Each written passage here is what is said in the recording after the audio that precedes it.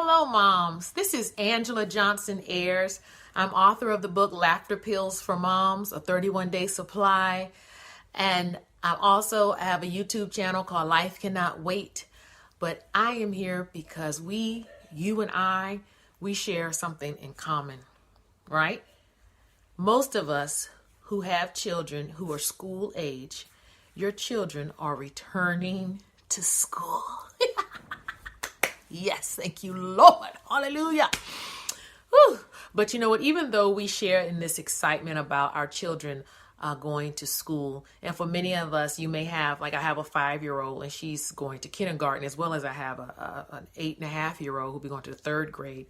But even though I'm excited because I'm a stay-home mom, and just to have the house free for a few hours so that I can just collect myself and remember who I was 9 years ago before being a stay-home mom. Wow, it's hard to believe that I have been home with my children for 9 years. It's just incredible. But anyway, our children are returning to school. Regardless if you have a kid going to kindergarten or off to college, you know, it is a transition. And although we laugh and joke and we sing the songs, the most wonderful time of the year, you know, because the children are returning to school, it can also be very stressful. It can, for us moms, it can cause anxiety. And so I wanted to give a few pointers for moms that I have been trying to apply, even for myself, so that because I have a tendency to get extremely worried and anxious about big things happening in life, and our children are our most precious commodity. And so that being the case, in so many instances, you know, just sending your child off to school these days can be an extremely stressful and endeavor. And so I've come up with 5 areas that we moms can really focus on to make the transition easier. First area is emotionally preparing for this transition. The second is financially preparing. The third is practically. The fourth is mentally, and the last is spiritually preparing. So I'm not going to be long because I know you don't have a lot of time.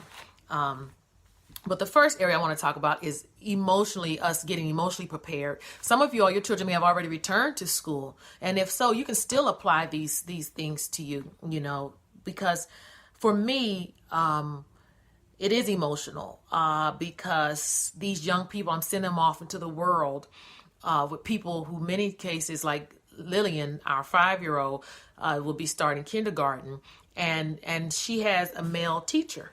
Now, I've never, Anna never had a male teacher, and I know male teachers are fantastic. My dad has been in the education field, but because of so many negative things you hear about teachers, you know, doing things to kids. First, when I found out she had a male teacher, I got nervous, like, oh my God.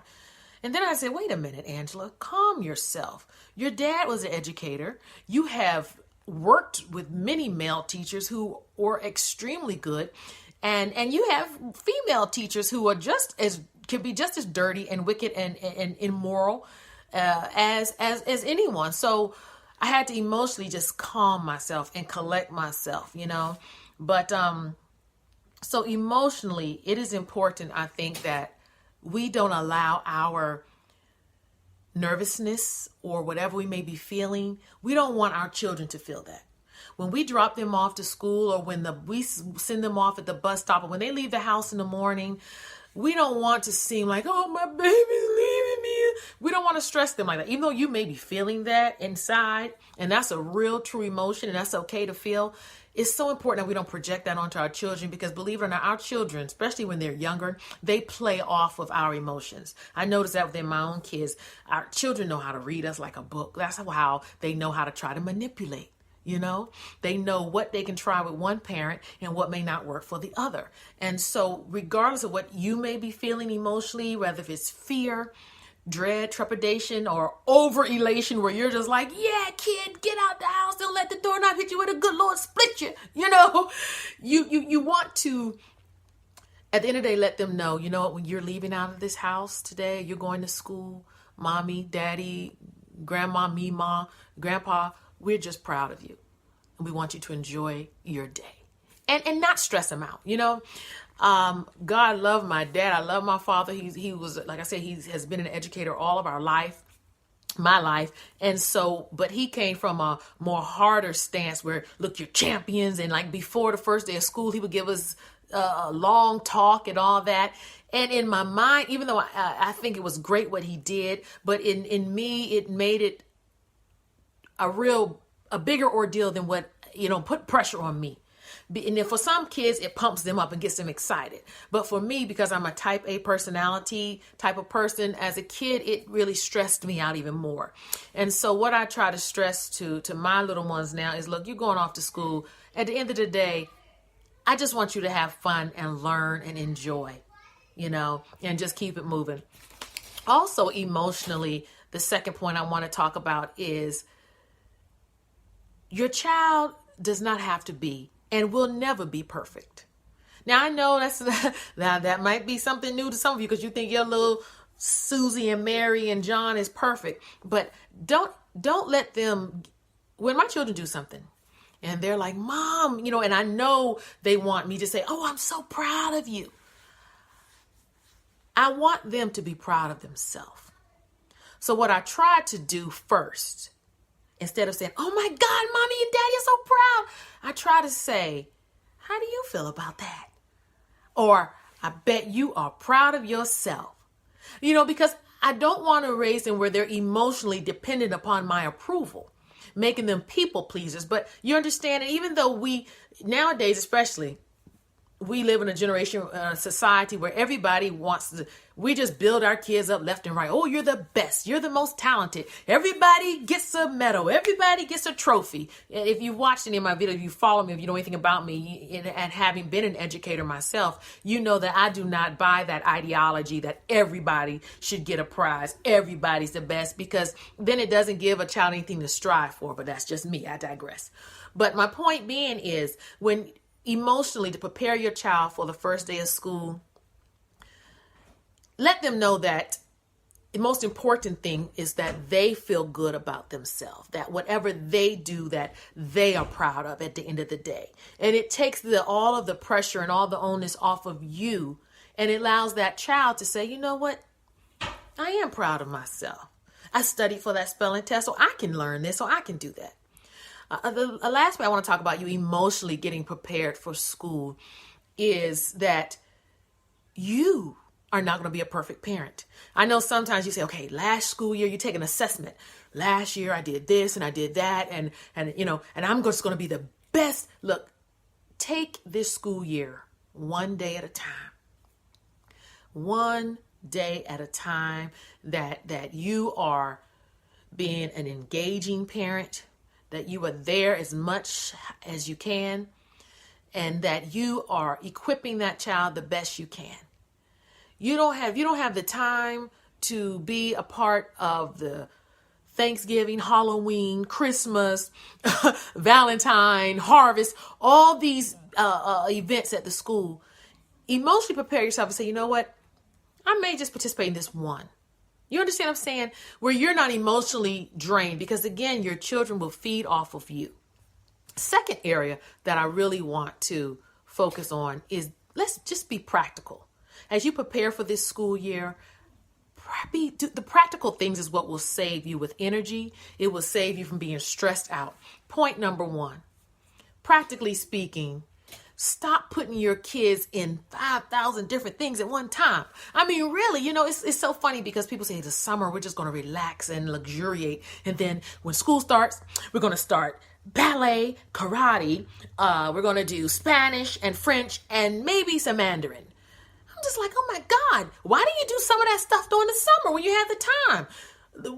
School is a big enough activity already for your child. And for you, then you're going to add all these other crazy activities. And again, I think it's great for children, particularly as they get older, to do more than just academics, because it makes you a well-rounded person. God knows I was in tons of things. But as I look back, I wish we weren't in so many things growing up. Yes, it was fantastic to play in different orchestras and symphonies. It was great to know taekwondo and ballet, tap, jazz, and all these choirs and all that. But I never had a chance to truly be a child. I never had a chance to just run and play. You understand? And just sit back and just, whew, it was always an event, always something after the other. And that carried over to my adult life where I'm like that even now, where it's hard for me to relax. And then I find myself stressing my kids out. So again, be practical with your kids. If you want to put them in something, find out what that one thing is that they really like, or that they really excel, or that you see a talent in, and you want to nurture that. But it's okay if Johnny says, Mommy, I want to do soccer and tennis and karate, and I want to do it all this semester. First of all, that costs a lot of money. Second of all, you have to do the running back and forth in many cases.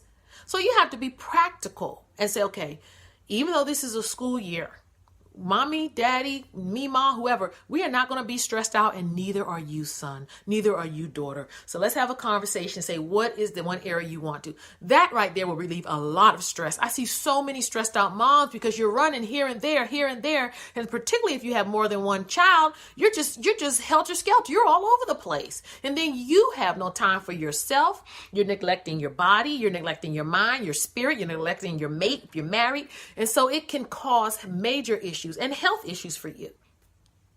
Another practical thing you can do to prepare for this school year is to simply declutter your life.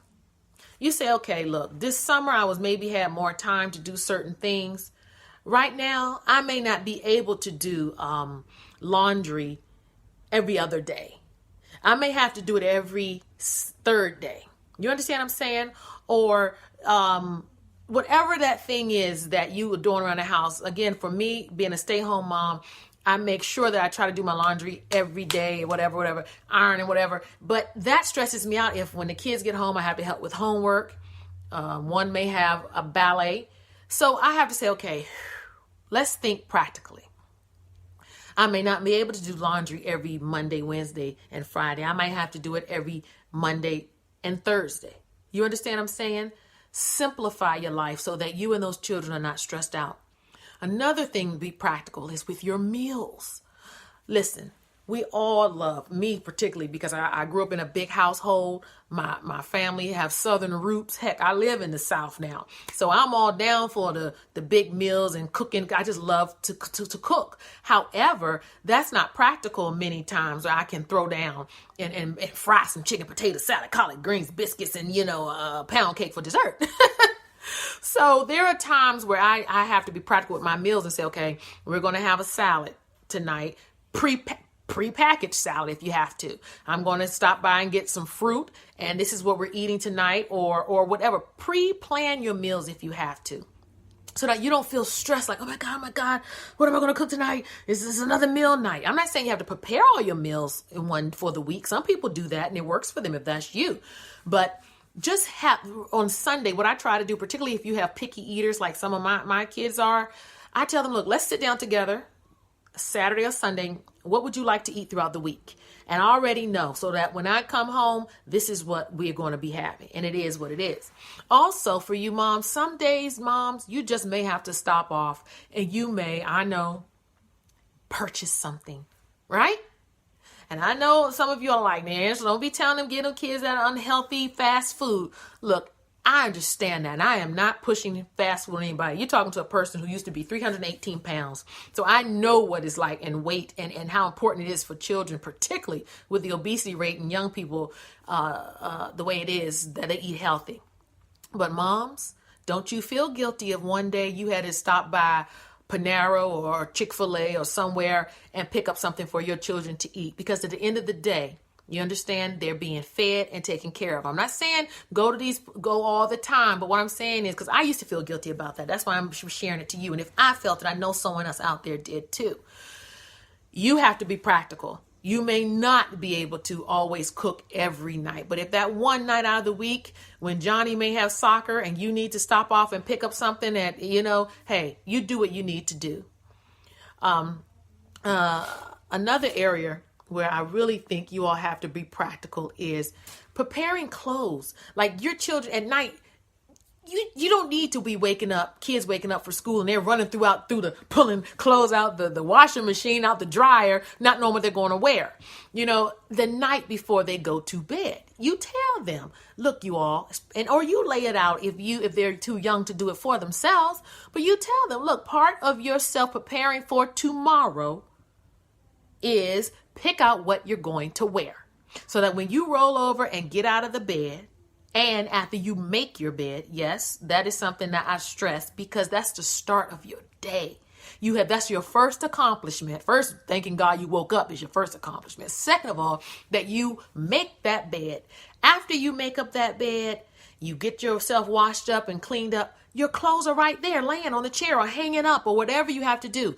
But don't go to bed and have those kids not know what they're going to wear. And some of you parents who kids can iron, let them iron their own clothes the night before or the weekend, or whatever, so that they are prepared. These are practical things you can do to prepare for this school year, so less work on you and you won't be as stressed out.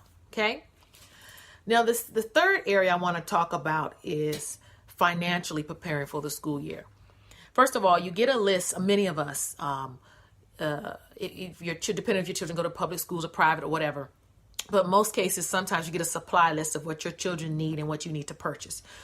If at the beginning of the school year, okay, they may ask for 6 tubes of glue and 8 bottles of Lysol spray. And Lysol spray is not cheap. It works great, but it's not cheap. If certain things on that supply list, if you cannot financially get at that moment, don't stress. Get those things that are needed. Doggone well, that child's not going to use 6 tubes of Elmer's glue in one day. It's just not going to happen. Or 12 bottles of Lysol in one day.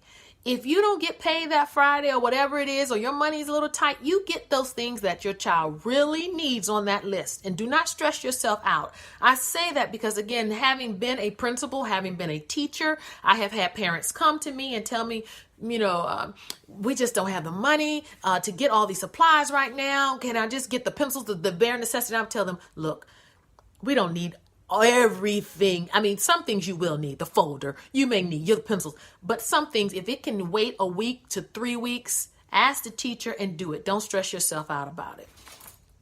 Second thing, financially preparing for this school year, ladies and gentlemen, if your children don't wear uniforms and you can't afford some like new school clothes, there's no shame in a thrift store, honey. I have found all kinds. That's why I shop for many of my children. Most of my kids' clothes come from thrift stores. One, because my kids, these jokers, grow too fast for me to be spending a lot of money on clothes. Second of all, I tell them, okay, certain things will get at the thrift store, certain things will go to a regular store at. But you can find good things. Look around. You understand what I'm saying? Just because Ray Ray and Pookie want the $400 Jordans, they don't have to get them. Understand what I'm saying?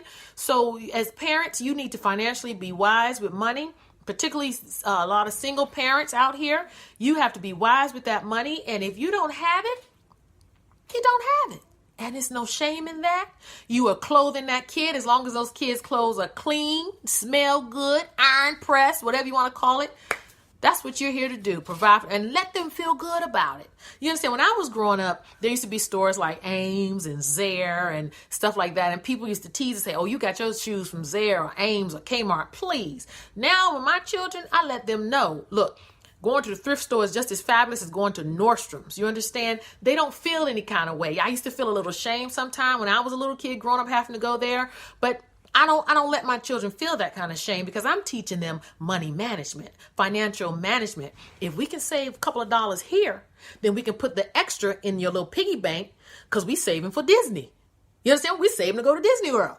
So they understand that. But I don't say, oh, we're going to the thrift store because mommy and daddy just don't have it right now. I don't talk like that to them, even if that's the case or not. But what I tell them is, look, you have to be wise with your money. And that's a lesson for you and your children. That's one way to save financially when preparing for this school year, because there are going to be certain things that are going to come up throughout the school year. You understand? The next level area I want to talk about is mentally preparing. You're mentally preparing yourself for this child or your children to attend another school year. To mentally prepare, first of all, let your mind focus on godly, positive things. If you know, in my mind, God knows, and like the battle is in the mind, like Joyce Meyers wrote, The Battlefield of the Mind.